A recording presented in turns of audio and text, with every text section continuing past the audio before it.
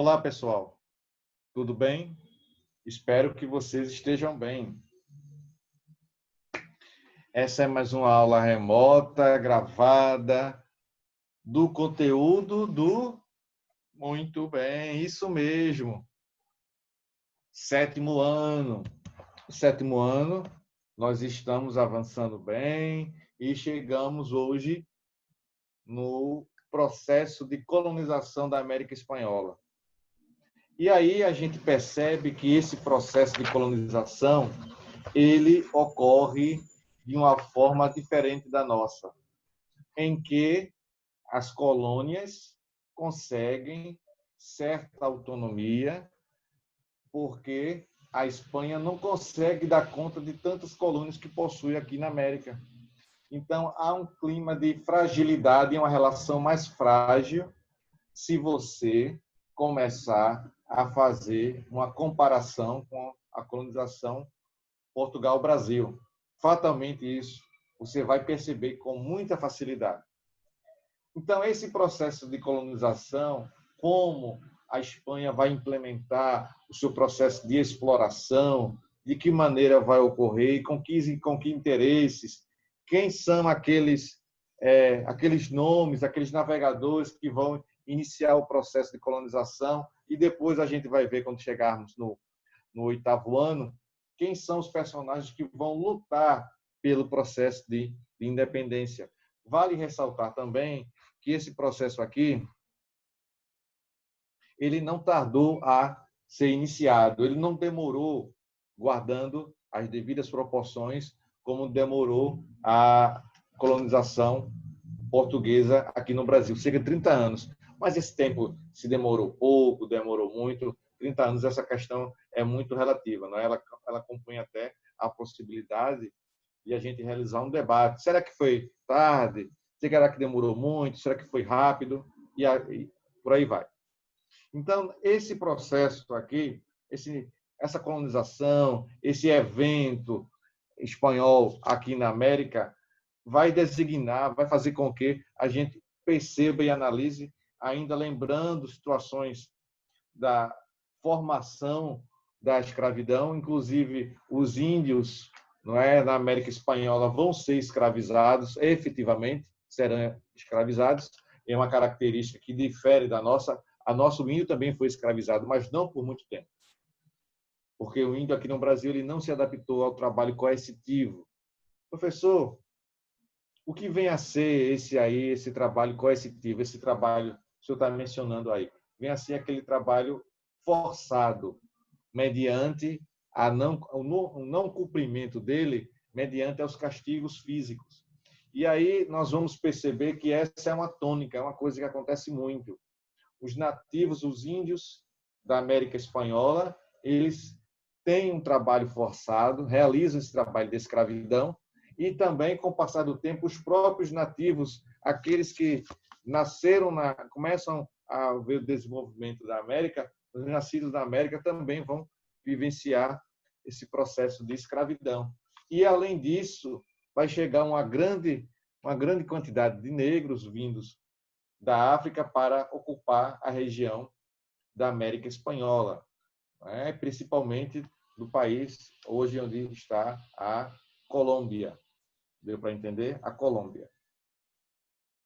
Com isso, nós iniciamos o processo de estudo hoje, a nossa formação, o nosso conteúdo, a nossa base curricular, como você queira chamar, da seguinte forma. Abram aí o nosso livro, não é, na página 198. E também vamos identificar hoje as questões relacionadas entre o processo de culturação, de aculturação e as reformas religiosas e essas relações já acontecendo no período moderno, não é? No período moderno. Aqui nós estamos no período moderno, não estamos na Idade Média. Período moderno, estou fazendo referência aqui na América. Pois bem, dito isto, vamos começar na página 198. A colonização da América Espanhola foi realizada de forma agressiva e rápida. matando muitos habitantes e destruindo culturas, como o dos incas, maias e astecas. A busca desenfreada por ouro e prata, fundamentais para a riqueza de um Estado, marcou as investidas espanholas no continente americano. Em cerca de um século, o México, por exemplo, saiu de uma população de 25 milhões de habitantes para 1 milhão de pessoas. Outro fator que matou muitos nativos americanos foram as doenças trazidas pelos europeus, como a varíola, não é? Aqui no link explicando o que é essa doença, o que significou essa doença. É uma doença infectocontagiosa causada por um vírus que provoca sintomas como a da gripe, acompanhado de dores nas articulações e tumores no corpo, já que os nativos não tinham anticorpos necessários para resistir a essas enfermidades. Desde os primeiros contatos dos espanhóis com a população indígena americana, iniciou-se o processo de aculturação. No começo, as relações com alguns povos pré-colombianos foram pacíficas, tranquilas, como no caso dos incas, com quem os espanhóis chegaram a praticar o escambo, que é a troca, né, de produtos. Geralmente, nessa troca de produtos, o homem branco, o homem europeu, sai em vantagem. Mas as relações pacíficas não duraram muito tempo. Aos poucos, mais precisamente com a descoberta das minas de ouro e prata, os espanhóis buscaram dominar as terras do novo continente, que logo em seguida colonizariam. 199. A partir do final do século XV, qual é o século XV, pessoal? Ele começa quando? Muito bem, ele começa em 1401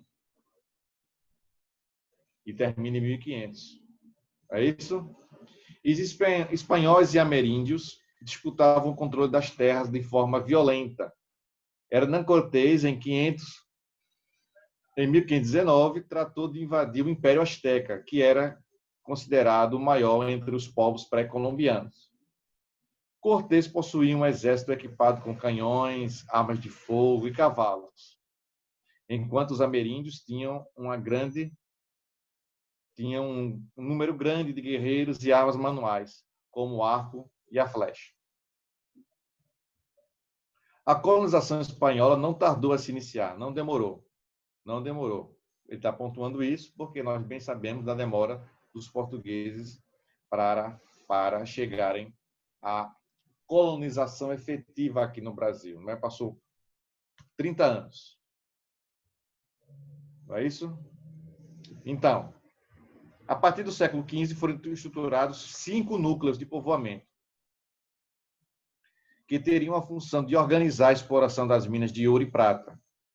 No século seguinte, estabeleceu-se uma estrutura administrativa baseada em vice-reinados e capitanias gerais ligadas diretamente à coroa espanhola. Mais do que simples exploração de metais, a colonização garantiria a força da Espanha na Europa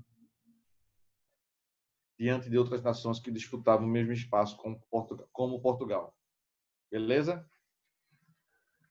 Embaixo tem um item que, vez por outra, aparece em alguns conteúdos, né? Que é o item aconteceu.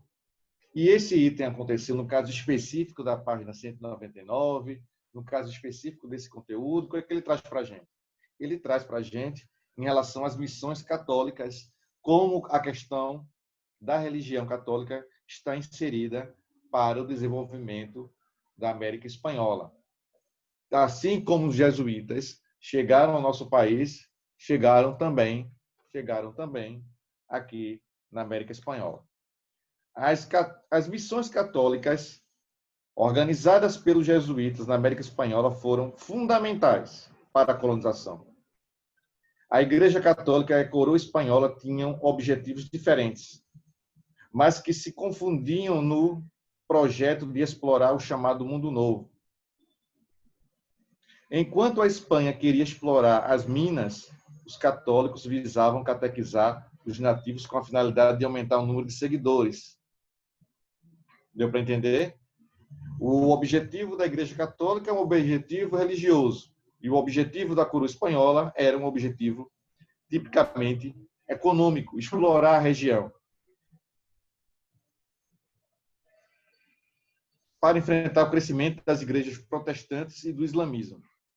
Então, a catequese dos índios era para evitar que esses índios viessem a se converter para o protestantismo e para o islamismo.